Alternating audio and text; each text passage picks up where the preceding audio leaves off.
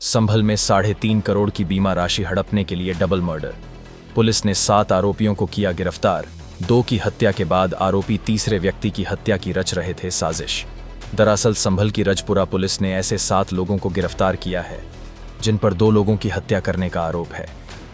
Police के मुताबिक ये आरोपी पहले लोगों को अपने जाल में फंसाते थे, फिर बीमा पॉलिसी कराकर खुद नॉमिनी बन जाते थे और फिर लोगों की हत्या करके उसे बीमा कंपनी को एक्सीडेंट बताकर करोड़ों रुपया हड़प लेते थे।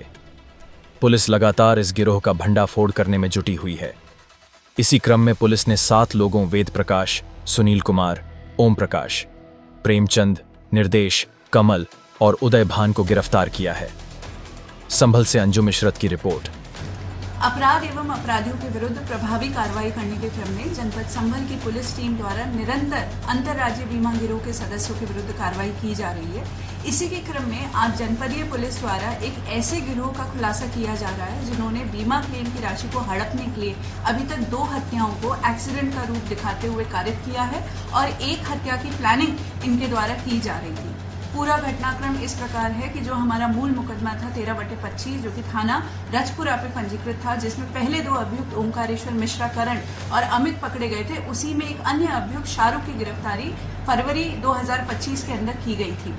जब शाहरुख के पास से हम लोगों ने एक मोबाइल भी बरामद किया था और विवेचना के क्रम में जब हम उसके द्वारा उसके पास से जो बरामद मोबाइल था उसके डेटा का अवलोकन कर रहे थे, तो हम लोगों ने एक बहुत अजीब सी चीज़ पाई कि एक व्यक्ति कमल के साथ जो उनकी व्हाट्सएप चैट्स थी उसमें वो एक अमन नाम के व्यक्ति की पॉलिसी क्लेम के बारे में बात कर रहे थे। अमन की हम लोगों ने जब देखा तो 7 कुल पॉलिसी थी जिनकी जो कि HDFC, Ergo, ICICI, Lombard, SBI, Aditya Birla इत्यादि कंपनियों की थी और जिसकी कुल वैल्यू 2,70,00,000 थी।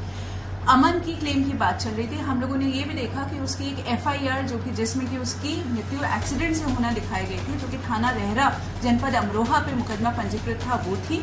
उसके अलावा FR की जो कॉपी थी वो भी थी।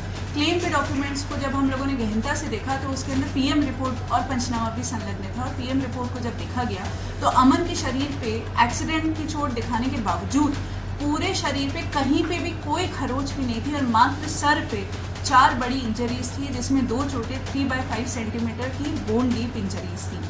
हमें इस बात का संदेह हो गया क्योंकि हम बीमा गिरोह पे लगातार काम कर रहे थे कि ये एक एक्सीडेंट ना होकर एक सुनियोजित हत्या हो सकती है। इसलिए हमारे द्वारा एक रिपोर्ट प्रेषित की गई कि इसमें अग्रिम विवेचना की आवश्यकता है और DIG सर के आदेश से ये अमरोहा से ये विवेचना जो है थाना रजपुरा में ट्रांसफर हुई। इसी की विवेचना के दौरान जो हमने दस्तावेजों से 2 प्रमुख अभियुक्तों को चिन्हित किया था, उनका नाम था कमल और वेद प्रकाश, जो कि धनारी के रहने वाले हैं। इन लोगों को हम लोगों ने बुलाया और इन लोगों से गहनता से जब पूछताछ की गई तो इन लोगों ने स्वीकार किया कि इनके द्वारा बीमा क्लेम की राशि को हड़पने के लिए अमन की हत्या की गई, जो कि इनकी सगी मौसी की लड़की का लड़का था।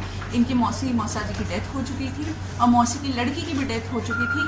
कमल अमन जो व्यक्ति था वो एक तरीके से अनाथ था और उसका कोई भी आगे पीछे नहीं था, तो इसलिए इन्होंने अपने अन्य साथी, इसमें एक सुनील नाम का व्यक्ति है जो कि थाना रजपुरा के हिरौनी का रहने वाला है और इसमें इनका आप कह सकते हैं लिखा पढ़ी में मुंशी था, वो बीमा की पॉलिसी की बहुत अच्छे से जानकारी रखता था। इनके अन्य साथी ओम प्रकाश, प्रेम शंकर थे जिन्होंने इनको आइडिया दिया था किस तरीके से हत्या करनी है, जो कि धनारी के रहने वाले निर्देश और उसके जो सगे मामा हैं उदय भान, वो भी इसके अंदर इनके साथ घटना में शामिल थे।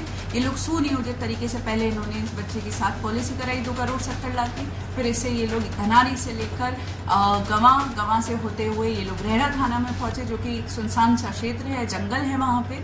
उसको अत्यधिक दारू का सेवन कराया, फिर उसके बाद हथौड़े से उसका सर फोड़ के उसकी हत्या कर दी। बाद में खुद ही वादी बन के इन्होंने थाना रहरा पे मुकदमा पंजीकृत कराया और क्लेम की राशि हड़पी, क्योंकि हमें इस बात का अंदेशा हो गया था कि ये इनके द्वारा कारित की गई पहली घटना नहीं हो सकती है।